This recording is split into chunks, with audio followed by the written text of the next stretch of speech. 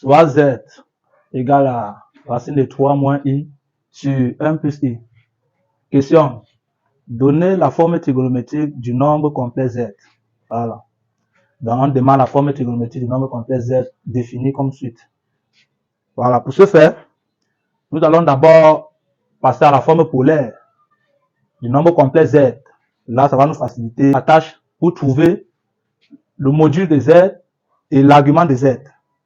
Bienvenue sur Sciencesoft Academic. Si vous êtes arrivé jusqu'ici, alors il est temps pour vous de prendre un bloc-notes et de rester concentré jusqu'à la fin de la vidéo. Surtout, n'hésitez pas de liker, de vous abonner et de laisser des commentaires car vos commentaires pourront faire l'objet d'une nouvelle vidéo.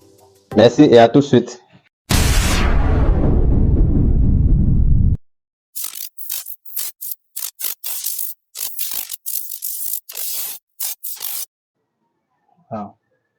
Donc, on se rend compte que Z est défini comme le rapport de deux nombres complexes.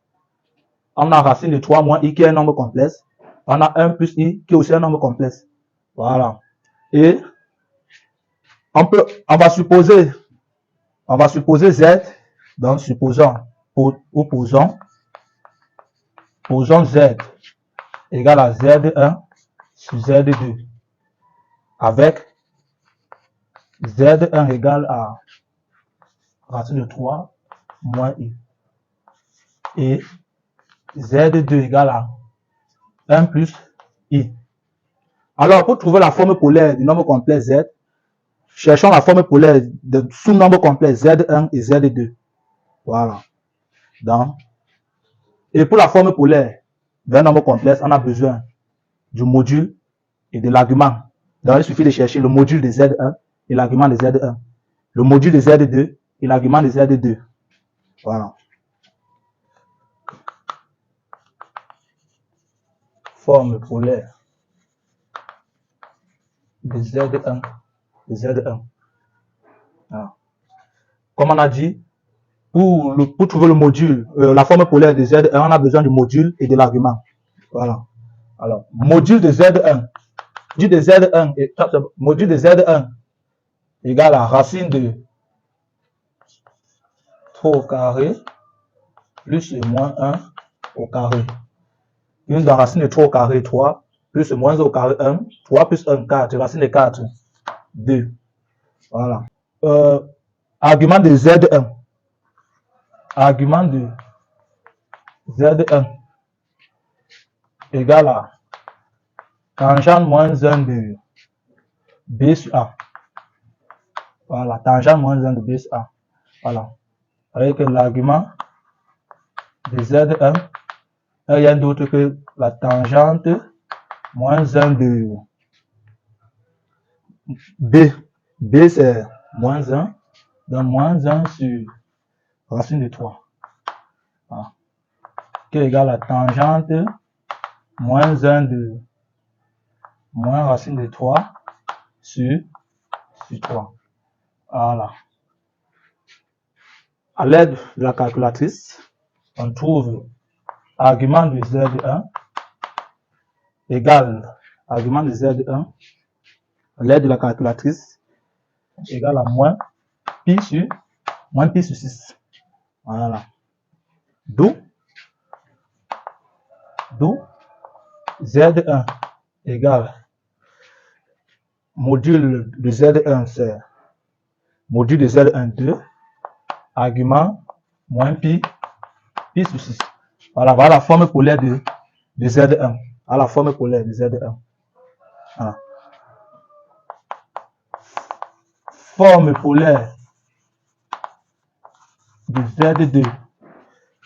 Module de Z2 égale à racine 1 au carré plus 1 au carré égale à racine de 2. Argument de Z2 égale à tangente moins 1, on applique la même formule que tangente moins 1 de B sur A, qui nous donne ici 1. Voilà, qui nous donne 1, tangente 1. À l'aide de la calculatrice, on trouve argument Z2 à pi sur 4. Pi sur 4. Voilà. on a la forme polaire de Z1 et la forme polaire, on a la forme polaire de Z1 et la forme polaire de Z2 qui est égale à son module racine de 2 et son argument qui est pi sur 4. Voilà. On a la forme polaire de Z1 et la forme polaire de Z2. Alors, la forme polaire de Z, mais il n'y a rien d'autre que la forme polaire de Z1 qui est définie là. 2 moins pi sur 6. Et la forme polaire de Z2 est racine de 2 pi sur 4. Voilà. Voilà la forme polaire du nombre complet Z. Alors, par définition,